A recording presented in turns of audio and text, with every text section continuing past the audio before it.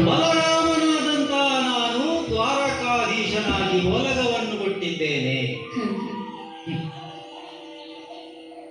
ಯಾದವರಿಗೆ ಎಲ್ಲಿಯ ಓಲಗ? ಬಹಳ ಹಿಂದೆ ಯಯಾತಿಯಿಂದ ಶಾಪಗ್ರಸ್ತರಾಗಿ ಅರಸೊತ್ತಿಗೆಯನ್ನು ಕಳೆದುಕೊಂಡವರಲ್ವೇನೋ. ಹಾಗಿದ್ರೆ ಮತ್ತೆ ಈ ಓಲಗವನ್ನೇ ಇರುವಂತಹ ಸೌಭಾಗ್ಯ ನಮಗೆ ಬಂದದ್ದಾದರೂ ಹೇಗೆ? ಅದಕ್ಕೆ ಹೇಳು,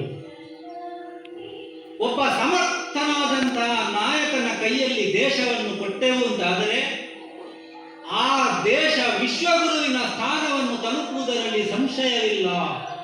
ಇದಕ್ಕೆ ಈ ಕಾಲಮಾನವೇ ಸಾಕ್ಷಿಯಾಗಿ ನಿಲ್ಲುತ್ತದೆ. ಕೆಲವೊಂದು ವರ್ಷಗಳ ಹಿಂದೆ ಈ ಪರಿಸ್ಥಿತಿಯನ್ನು ನಾವು ಊಹಿಸುವುದಕ್ಕೂ ಸಾಧ್ಯ ಇರಲಿಲ್ಲ. ಹೌದು ತಾನೆ? ಹಾಗಿದ್ರೆ ರಾಜಕೀಯ ಇಚ್ಛಾಶಕ್ತಿಯನ್ನು ಹೊಂದಿರುವಂತಹ ಒಬ್ಬ ನಾಯಕ ದೇಶದ ಚುಕ್ಕಾಣಿಯನ್ನು ಹಿಡಿದ ಅಂತಾದರೆ ಆ ದೇಶವನ್ನು ಯಾವ ಮಟ್ಟಕ್ಕೆ ಏರಿಸುವುದಕ್ಕೂ ಸಾಧ್ಯ ಎನ್ನುವುದನ್ನು ಈ ಗೋಕುಲದಲ್ಲಿ ಅಲ್ಲ, ಈ ದ್ವಾರಕೆಯಲ್ಲಿ ತೋರಿಸಿಕೊಟ್ಟವರು ಈ ಕೃಷ್ಣ ಬಲರಾಮರು. ಮೊದಲು ಬರುವುದು ಕೃಷ್ಣನ ಹೆಸರೇ ಆಗಲಿ. ಯಾಕಂದ್ರೆ ಪ್ರತಿಯೊಂದು ವಿಚಾರದಲ್ಲೂ ನನಗೆ ಅನುಕೂಲಸ್ಥನಾಗಿ ಒದಗಿ ಬರುವವನೇ ಅವನಲ್ಲಿ ನನ್ನ ಪ್ರೀತಿಯ ಸಹೋದರ ಕೃಷ್ಣ. ಯದುಕುಲ ಎನ್ನುವಂಥದ್ದು ಹರಿದು ಹಂಚಾಗಿ ಹೋಗಿರುವಂತಹ ಒಂದು ಅಂಶ. ಒಡೆದು ಚೂರು ಚೂರಾದ ಗಾಜಿನ ಚೂರುಗಳನ್ನು ಕಷ್ಟಪಟ್ಟು ಒಂದುಗೂಡಿಸುವಂತೆ ಹರಿದು ಹಂಚಿ ಹೋಗಿದ್ದಂತಹ ಯಾದವ ಕುಲವನ್ನು ಮತ್ತೆ ಒಗ್ಗೂಡಿಸುವ ಮುಖಾಂತರವಾಗಿ ಈ ದ್ವಾರಾವತಿಯನ್ನು ನಿರ್ಮಿಸಿದವರು ನಾವು. ಗರುಡ ದೇವರ ಮಾರ್ಗದರ್ಶನದಂತೆ ಸಮುದ್ರ ಮಧ್ಯದಲ್ಲಿದ್ದಂತಹ ದ್ವೀಪ ಕುಶಸ್ಥಳಿ ಪಟ್ಟಣವನ್ನೇ ವಿಶ್ವಕರ್ಮನ ಸಹಾಯದಿಂದ ಪಟ್ಟಣವನ್ನು ನಿರ್ಮಿಸಿ ದ್ವಾರಾವತಿ ಎನ್ನುವ ನಾಮಾಂಕಿತದಿಂದ ನಮ್ಮ ರಾಜಧಾನಿಯನ್ನು ರಚಿಸಿಕೊಂಡು ಆಳ್ವಿಕೆಯನ್ನು ನಡೆಸ್ತಾ ಇರುವವರು. ಮನುಷ್ಯನಾದವನಿಗೆ 4 ಕರ್ತವ್ಯಗಳುಂಟಂತೆ: ಆತ್ಮೋದ್ಧಾರ, ಕುಟುಂಬೋದ್ಧಾರ, ಕುಲೋದ್ಧಾರ ಮತ್ತೆ ಲೋಕೋದ್ಧಾರ. ಈ 4 ಅಂಶಗಳಲ್ಲಿ ಗಮನವಿಟ್ಟು ಈ 4 ಅಂಶಗಳಲ್ಲಿ ಹಿಂದುಳಿಯದಂತೆ ಯಾದವ ಕುಲವನ್ನು ಮುನ್ನಡೆಸಿದಂತಹ ಕೀರ್ತಿ ವರ್ತಮಾನದಲ್ಲಿ ಬಲಭದ್ರ ಕೃಷ್ಣರಿಗೆ ಸೇರಿದ್ದು. ಒಂದು ಕೈಯಲ್ಲಿ ಹಲ, ಇನ್ನೊಂದು ಕೈಯಲ್ಲಿ ಮುಸಲ. ಇದು ಕೃಷಿಕ ನಾಯಕನ ಸಂಕೇತ. ನಮ್ಮ ಯಾದವರು ಕೃಷಿಯಲ್ಲಿ ಔದಾಸೀನ್ಯ ಹೊಂದಿರುವರು. ಹೋಗಿ ಕೃಷಿ ಮಾಡಿ ಅಂತ ಹೇಳಿದ್ರಲ್ಲಿ ನೀರಿಲ್ಲ ಅಂತ ಹೇಳುವರು. ಅದಕ್ಕಾಗಿ ಕಾಳಿಂದಿ ನದಿಯನ್ನೇ ಆ ಕಡೆಗೆ ತಿರುಗಿಸಿದವರು. ಬಹುಶಃ ನದಿ ತಿರುವು ಯೋಜನೆಗೆ ಚಾಲನೆ ಕೊಟ್ಟವನೇ ಈ ಬಲಭದ್ರ. ಹೀಗೆ ಈ ಯಾದವ ಕುಲವನ್ನು ಮತ್ತೆ ಒಗ್ಗೂಡಿಸಿ ಸಮರ್ಥವಾದಂತಹ ನಾಯಕತ್ವದಲ್ಲಿ ಮುಂದೊತ್ತಿ ಬರುತ್ತಾ ಇರುವವರು ಈ ಕೃಷ್ಣ ಬಲರಾಮರು.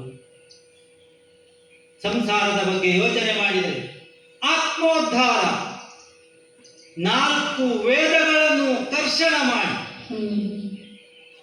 ಸರ್ವ ವರ್ಣೀಯರಿಗೆ, ಬ್ರಹ್ಮ ಕ್ಷತ್ರಿಯಾದಿ ಎಲ್ಲಾ ವರ್ಣೀಯರಿಗೂ ಅನುಕೂಲವಾಗುವಂತೆ ಏಕಸೂತ್ರದಲ್ಲಿ ಏಕಾಯನ ವೇದವನ್ನೇ ಸೃಷ್ಟಿಸಿ ಋಷಿ ಮುನಿಗಳ ಮೂಲಕ ಪ್ರಚಾರ ಮಾಡಿದಂತಹ ಕೀರ್ತಿ ಈ ಬಲರಾಮನದ್ದು. ಹಾಗಾಗಿಯೇ ಬಹುಶಃ ನನ್ನನ್ನು ಸಂಕರ್ಷಣ ಎಂಬ ಹಾಗೆ ಜನ ಕೊಂಡಾಡುತ್ತಾ ಇದ್ದರು. ಸಂಕರ್ಷಣ ಇರಲಿ, ಬಲರಾಮನಿರಲಿ, ಹಲೈದನ ಇರಲಿ, ಮುಸಲಧರಣಿ ಇರಲಿ, ಹಲವು ನಾಮಾಂಕಿತಗಳಿಂದ ವರ್ತಮಾನದಲ್ಲಿ ಮೆರೆಯುತ್ತಾ ಇರುವವರು ನನ್ನೊಂದಿಗೆ ಆ ಆತ್ಮೋದ್ಧಾರ, ಕುಟುಂಬೋದ್ಧಾರ. ನಾನು ವಿವಾಹ ಆಗಿದ್ದೆ, ತಮ್ಮನಾದಂತಹ ಕೃಷ್ಣನಿಗೆ ಕೆಲವೊಂದು ಮದುವೆಗಳನ್ನು ಮಾಡಿಸಿದ್ದೆ. ನಾನು ಒಂದೇ ಆದ, ಆದರೆ ಕೃಷ್ಣ ಅವನವನ ಸಾಮರ್ಥ್ಯ, ಅವನವನ ಅವಶ್ಯಕತೆಗಳಿಗೆ ಅನುಗುಣವಾಗಿ ಆಗಿದ್ದಾನೆ. ನಾನು ಮಾಡಿಸಿದ್ದೆ. ಅದು ಕುಟುಂಬೋದ್ಧಾರ. ಆದರೆ 3ನೇಯದ್ದು ಕುಲೋದ್ಧಾರ. ಮತ್ತೆ ಹೇಳಬೇಕಾದದ್ದೇ ಯಾದವ ಕುಲವನ್ನು ಉದ್ಧರಿಸಿದ್ದೇನೆ. ಲೋಕೋದ್ಧಾರ ಅದಕ್ಕೆಂತಲೇ ಹುಟ್ಟಿದವ ಇದ್ದಾನಲ್ಲ ಸಹೋದರನಾದಂತಹ ಕೃಷ್ಣ. ಜಾತಂ ಕಂಸವಧಾರ್ಥಾಯ ಭೂಭಾರ ಹರಣಾಯ. ಅವ ಹುಟ್ಟಿದ ಉದ್ದೇಶವೇ ಅದು ಅಂತ ಲೋಕ ಕೊಂಡಾಡ್ತದೆ ಅಲ್ಲ. ನಾನು ಅದನ್ನು ಒಪ್ಪಿದ್ದೆ. ಅದಕ್ಕೆ ಎಷ್ಟೋ ಸಂದರ್ಭಗಳಲ್ಲಿ ಅನುಕೂಲಸ್ಥನಾಗಿ ನಾನು ಅದಕ್ಕೆ ಬಂದದ್ದುಂಟು. ಹೀಗೆ 4 ಕರ್ತವ್ಯಗಳಲ್ಲಿ ಹಿಂದುಳಿಯದೆ ಮುನ್ನಡೆದು ಬಂದಿದ್ದೇವೆ ಎಂಬಲ್ಲಿಗೆ ನಮಗೆ ತೃಪ್ತಿ. ಹೀಗೆ ಒಡ್ಡೋಲಗವನ್ನು ಏರಿದ್ದೇನೆ. ಕೃಷ್ಣ ಬರುವುದು ಯಾವಾಗಲೂ ತಡವೇ. ಹೋಗಿ ಈಗ ಅನತಿ ದೂರದಲ್ಲಿ ಕೇಳಿ ಬರುತ್ತಿರುವುದೇನು? ಮಹತಿ ವೀಣಾನಾದ ಹರಿನಾರಾಯಣ ಸ್ಮರಣೆ. ಯಾರಿರ್ಬಹುದು ಯಾರಿರ್ಬಹುದು? ಜಯ ನಮೋ ನಾರಾಯಣ, ಜಯ ನಮೋ ನಾರಾಯಣ, ನೀರಜದಳ ನಯನ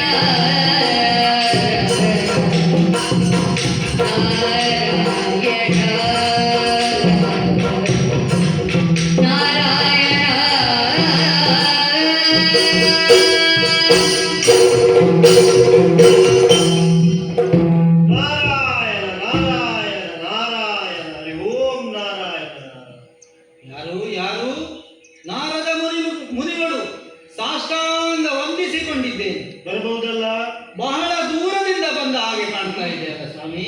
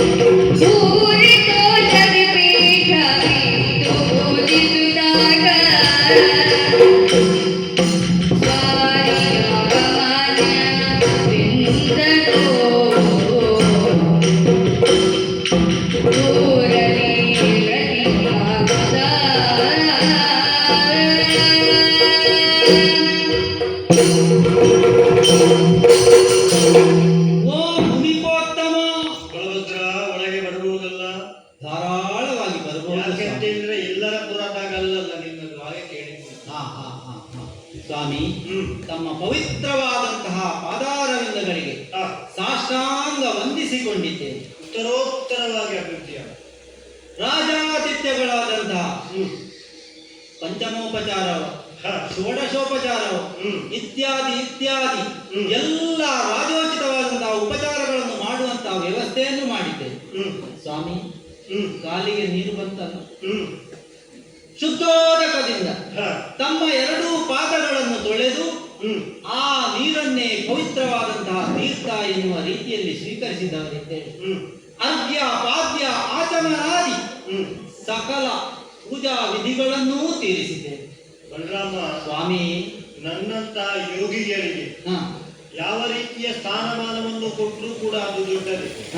ಯಾಕೆ ಕೊಟ್ಟು ನಾನು ಹುಟ್ಟಂತಹ ತೊಟ್ಟು ನೋಡು ಕೇಸರಿ ಬಣ್ಣ ಅಂತ ಹೇಳಿದ್ರೆ ಇದು ತ್ಯಾಗದ ಪ್ರತೀಕವಾದದ್ದು ಕೇಸರಿ ಬಣ್ಣ. ಯಾರು ಕೇಸರಿ ಬಣ್ಣದ ಉಡುಗೆ ತೊಡೆಯನ್ನು ಧರಿಸ್ತಾನೋ ಅವನು ಎಲ್ಲವನ್ನು ಸಮಾಜಕ್ಕಾಗಿ ತ್ಯಾಗ ಮಾಡಿದ್ದಾನೆ ಅಂತ ಲೆಕ್ಕ. ಹಾಗಿದ್ರೆ ನೀನು ಏನೋ ಮಟ್ಟದಲ್ಲಿ ಉಪಚಾರ ಮಾಡಿದ್ದಿ, ಅದು ದೇವರಿಗೆ ಸಂಬಂಧಪಟ್ಟದ್ದು. ಯೋಗಿಗಳ ಕೈಯಲ್ಲಿ ಯಾವುದು ಕೂಡ ಅವರ ನಿಯಂತ್ರಣದಲ್ಲಿ ಖಂಡಿತ ಇಲ್ಲ. ದೇವರ ಪ್ರೇರಣೆಯಿಂದ ಹೊರಡುವಂತ ಒಳ್ಳೆದಲ್ಲದ ಕಾಲದಲ್ಲಿ ಕೆಟ್ಟದ್ದು ಖಂಡಿತವಾಗಿಯೂ ಕೂಡ ಆಗುವುದಿಲ್ಲ.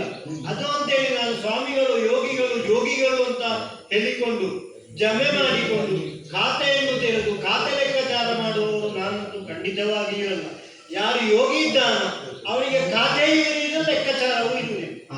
ಸ್ವಾಮಿ, ನಮ್ಮ ಈ ಅರಮನೆಯಲ್ಲಿ ಇರುವುದರಲ್ಲಿ ಉನ್ನತವಾದಂತಹ ಪೀಠಕ್ಕೆ ದರ್ಪೆಯನ್ನು ಹರಡಿ ಮುಂದಿರಿಸಿದೆ.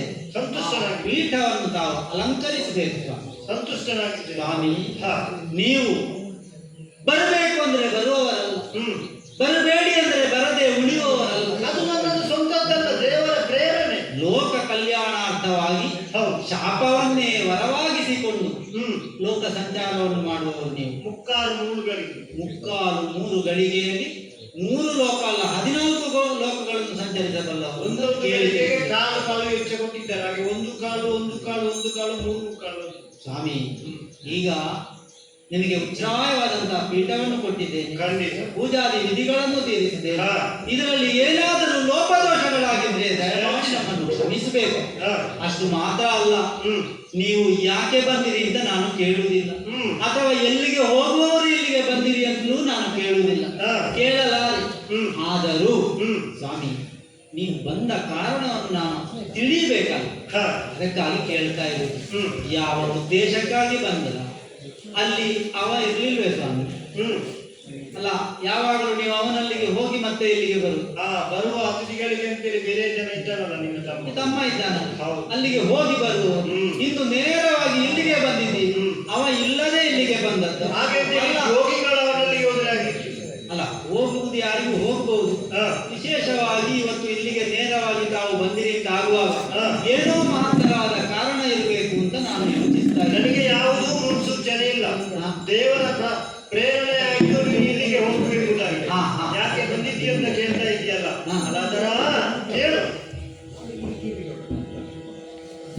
ಕೇಳು ಮಲಗರ ಬೇಳೆ ನರಿಸುವುದನ್ನು.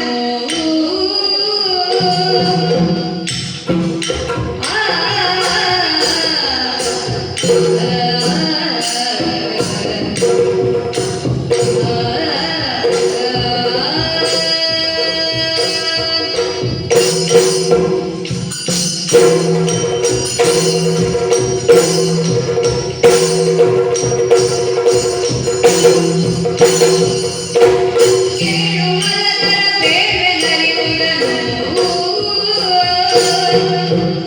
ಶ್ರೀಕೃಷ್ಣನೀ ಜಗಪಾಲನೆಗೆ ಅವತಾರಗೈದಿಹನು. ಶ್ರೀಕೃಷ್ಣನೀ ಜಗಪಾಲನೆಗೆ ಅವತಾರಗೈದಿಹನು. ಮೇಳಲಾರೆನು ಬರುವ ಜನರುಳು ತಾಳಿ ದ್ವೇಷವ ಬರಿವೆ ನಿಷ್ಠುರ.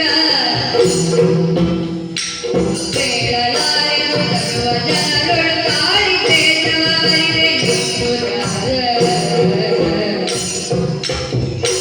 ವ್ಯಾಳದೆಯಲ್ಲಿ ಭೋಗ್ಯವೇ ನೀ ಕೇಳು ಬುದ್ಧಿಗಳನ್ನು ಜಯದಲ್ಲಿ.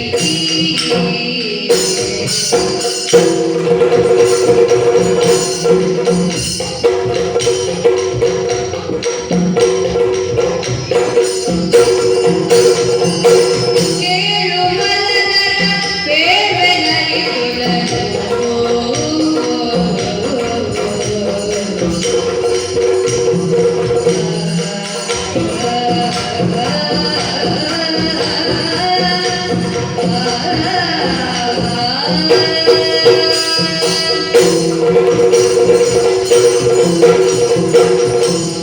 ಅಲಾದರ ಇವಾಗ ನಿನ್ನ ಕೈಯಲ್ಲಿರುವಂತಹ ಆಯುಧವನ್ನು ನೋಡಿ ನೀನು ಸರಿಟ್ಟಿದ್ದಾರೋ ಅಥವಾ ಹೆಸರಿಗೆ ತಕ್ಕಾಗಿ ನೀನಿದ್ದೀಯ ಅಂತ ಗೊತ್ತಿಲ್ಲ. ಅಂತೂ ನಿನ್ನ ವ್ಯವಸ್ಥೆಯನ್ನು, ನಿನ್ನ ಕೈಯಲ್ಲಿರುವಂತಹ ಚಿಹ್ನೆಯನ್ನು ನೋಡಿದಾಗ ಗೊತ್ತಾಗ ನೀನೊಬ್ಬ ಹುಟ್ಟು ಕೃಷಿಕ ಎಂಬುದಾಗಿ. ಯಾವುದಕ್ಕೂ ಸಿದ್ಧಬದ್ಧ ಅಂತ ಲೆಕ್ಕ. ಎರಡೂ ನಿನ್ನಲ್ಲಿದ್ದೆನು. ಆಗಿರುವಾಗ ಲೋಕದಲ್ಲಿ ಹೆಸರು ಗಳಿಸುವುದರಲ್ಲಿ 3 ಜನ 3 ಪಂಗಡಗಳು. ಒಂದು ಕಷ್ಟಪಟ್ಟು ದುಡಿದು ಪ್ರಶಸ್ತಿಯನ್ನು ಗಿಟ್ಟಿಸಿಕೊಳ್ಳುವುದು, ಅದು ನಿನಗೆ ಸೇರಿದ್ದು ಅಂತ ನಾನು ಒಪ್ಪಿಕೊಳ್ತೇನೆ. ಪ್ರಾಮಾಣಿಕ ಪ್ರಯತ್ನದಿಂದ. ಹೌದು, ಎಲ್ಲಿ ಹೋದ್ರೂ ಕೂಡ ನಿನ್ನ ಹೆಸರು ಬಿಟ್ಟರೆ ಬೇರೆ ಎಲ್ಲಿಯೂ ಇಲ್ಲ. ಹಾಗೆಂತೇಳಿ ನಿಮ್ಮಲ್ಲಿ ಯಾವ್ದವರಲ್ಲಿ ಹುಟ್ಟಿದವರು ಚಂದ್ರ ಎಲ್ಲ ಇದ್ದಾರೆ, ಕಾರ್ತವೀರ್ಯ ಇಂತಾಗಿದ್ದಾನೆ, ಅವನು ಮುಗಿ ಅವನದ್ದು ಎಲ್ಲ ಮುಗಿದ್ದು. ನೀನು ಹಾಗಲ್ಲ. ಲೋಕ ನಾನು ಹೋದ ಕಡೆ ಹೇಳ್ತಾ ಉಂಟು ಒಂದು ಪಂಗಡ ಮಾತ್ರ, ಎಲ್ಲರಲ್ಲ. ಕೃಷ್ಣ ಹುಟ್ಟಿದ ಮೇಲೆ ಯದುವಂಶ ದೊಡ್ಡದಾಯ್ತು, ಹಾಗಾಯ್ತು ಹೀಗಾಯ್ತು ಅಂತ. ಪ್ರಾಮಾಣಿಕವಾಗಿ ಕೆಲಸ ಮಾಡುವಂತ ನಿನ್ನನ್ನು ಗುರುತಿಸುವವರು ನನ್ನಂತವರು ಬಿಟ್ಟರೆ ಯಾರು ಇಲ್ಲ. ತಮ್ಮಂತವರಾದ್ರೂ ಇದ್ದೀರಲ್ಲ, ಅದೇ ಸಂತೋಷ. ಯಾಕೆ ಗೊತ್ತುಂಟು, ಈ ಯಾದವರನ್ನು ಒಟ್ಟು ಸೇರಿಸುವಂತ ದೊಡ್ಡ ಕೆಲಸ. ಹ್ಮ್ ಅದು ಕೂಡ ನಿಮ್ಮ ಈಗಿನ ಈ ದ್ವಾರಕೆಯನ್ನು ನೋಡಿದ್ರೆ ಅದು ಮೊದಲಿದ್ದದಿಂದ ಖುಷಿ ಪಟ್ಟವ. ಹಾ ಅದನ್ನು ಈಗ ದ್ವಾರಕೆಯಾಗಿ ಮಾಡಿದ್ದೀರಲ್ಲ, ಹ್ಮ್ ಅಲ್ಲಿ ನಿನ್ನ ಸ್ವಯ ಪ್ರಯತ್ನ ಏನು, ಪ್ರಾಮಾಣಿಕವಾದಂತಹ ಕೆಲಸ ಏನು ಎಂಬುದನ್ನು ಕೆಲವರು ಮಾತ್ರ ಬೆರಳೆಣಿಕೆ ಜನ ನನ್ನಲ್ಲಿ ಹೇಳ್ತಾರೆ. ನನ್ನ ಬೇರಿನ ಅಭಿಮಾನದಿಂದಲೋ ಅಥವಾ ನಿನ್ನ ಬಗ್ಗೆ ಸತ್ಯಾಂಶವನ್ನು ತಿಳಿದೋ ಅದು ಬೇರೆ ವಿಷಯ. ಹಾ. ನೀವು ನೋಡು, ಅಣ್ಣ ತಮ್ಮಂದಿರು ಸೇರಿ ಮಾವನನ್ನು ಕೊಂದರು. ಹಾ ಎಲ್ಲ ಹಳೆಯ ಕಥೆ ಎಲ್ಲರಿಗೂ ಗೊತ್ತಿದ್ದದ್ದಲ್ಲ.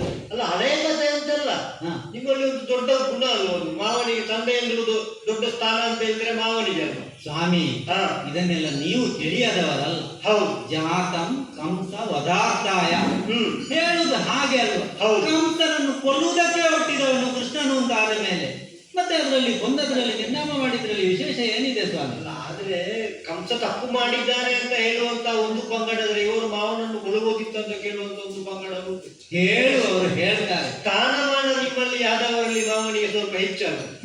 ಹಾಗಾಗಿ ಅಲ್ಲಿಂದ ಬರುವಾಗ ನಿಮಗೆ ಸಿಕ್ಕಿದ್ದು, ನೀನು ದುಡಿದದ್ದು, ನಿಮ್ಮ ಯಾದವರಲ್ಲಿ ತುಂಬಾ ಪಂಗಡ ಉಂಟಂತೆ ನಾನು ಹೇಳುವುದನ್ನು ಕೇಳಿದ್ದೆ. ಹೌದಪ್ಪ. ಅವರನ್ನೆಲ್ಲ ಒಟ್ಟು ಸೇರಿಸಿ ಇಂತಹ ಒಂದು ದ್ವಾರಕೆಯನ್ನು ಕಟ್ಟಿದ್ದೀಯಂತೇಳಿ ಅದರ ನಿನ್ನ ಪ್ರಯತ್ನ ಹಾ ಹೇಳುವುದು ಕೇಳಿದ್ದೇನೆ. ಹಾ ನೋಡಬಾರ್ದ, ಹ್ಮ್ ಗೋವುಗಳನ್ನು ಕಾಯುವವರು ಗೋವಳರು. ಹಾ ಅದು ದೊಡ್ಡ ಕೆಲಸವೇ. ಮನುಷ್ಯರನ್ನು ಎಲ್ಲರಿಂದಲೂ ಆಗುವಂತ ಕೆಲಸ ಅಲ್ಲ ಸ್ವಾಮಿ. ಅಲ್ಲಪ್ಪ, ಮನುಷ್ಯರನ್ನು ಕಾಯುವುದಕ್ಕಿಂತಲೂ ದೊಡ್ಡ ಕೆಲಸ ಅಂದ್ರೆ ಗೋವುಗಳನ್ನು ಕಾಯುವಂಥದ್ದು. ಯಾಕೆ?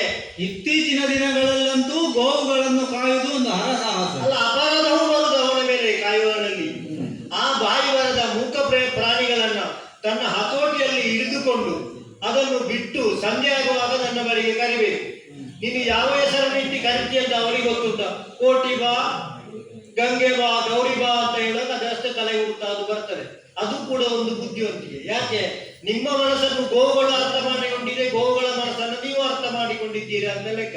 ಸಾಮಾನ್ಯರಿಗೆ ಗೋವುಗಳ ಮನಸ್ಸು ಎಂಥದ್ದು ಅಂತ ಅರ್ಥ ಆಗುವುದಿಲ್ಲ. ಅದು ಸುಮ್ಮನೆ ನಿಂತಿರ್ತದೆ, ಕಣ್ಣಲ್ಲಿ ನೀರರಿತಾ ಇರ್ತದೆ, ಅಂದ್ರೆ ಅದಕ್ಕೆ ಮನಸ್ಸಿಗೆ ನೋವಾಗಿದೆ ಅಂತ ಲೆಕ್ಕ. ಆದ್ರೂ ಬಾಯಲ್ಲಿ ಜಗಿತಾ ಇರ್ತದೆ. ನೀವು ನೋಡು, ಅಷ್ಟು ಹೆಸರನ್ನೂ ಕೇಳಿದ್ರು ಕೂಡ ನಿಮ್ಮೊಂದು ನೈಪುಣ್ಯತೆಯ ಚಾಣಾಕ್ಷತೆ ಏನು ಎಂಬುದನ್ನು ಕ್ಷತ್ರಿಯರಿಗೂ ನಾವು ಎದುರಾಳಿಗಳು ಎಂಬುದಾಗಿ ತೋರಿಸಿಕೊಟ್ಟವರು ನೀವು ಅಣ್ಣ ತಮ್ಮ.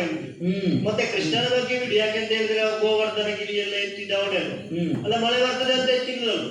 ಅದರಲ್ಲಿ ಸುರೇಂದ್ರನಿಗೆ ಸ್ವಲ್ಪ ಸಿಟ್ಟಾಗಿರಬಹುದು ಅಂತ. ಇದು ನಿನಗೆ ನನಗೆ ಮಾತ್ರ ಸಂಬಂಧಪಟ್ಟದ್ದು ಸ್ವಾಮಿ. ಈಗ ನೀವು ಆರಂಭ ಮಾಡಿದ್ದು ಕೇಳು ಹಾಳಾದರ ಪೇವೆನ್ ಅರಿತುದನ್ನು ಶ್ರೀಕೃಷ್ಣ ನೀ ಜಗ. ಹೌದು, ಶ್ರೀಕೃಷ್ಣ ನೀ ಜಗ ಅಲ್ವಾ?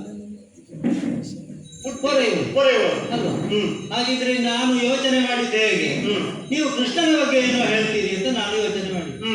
ಅದು ಬಿಟ್ಟು ನೀವು ಏನೇನೋ ಮಾತನಾಡಲಿಕ್ಕೆ ಹೋದ್ರೆ ಈಗ 3:45 ಮುಗಿಲಿಕ್ಕಿನ್ನು ಅಂತ ಆಗ್ತದೆ. ಅದಲ್ಲ ನಾನು ಹೇಳೋದು ಕೃಷ್ಣ ದೊಡ್ಡವ ಅಂತಲ್ಲ. ನಾನು ಹೋದ ಕಡೆ ನಿನ್ನನ್ನೇ ಹೋಗೋರು ಅವರು ಇರುದು ಬಲಭದ್ರ ಅಂತ ಮೆಚ್ಚಬೇಕು ಅವರು. ಮತ್ತೆ ತಮ್ಮ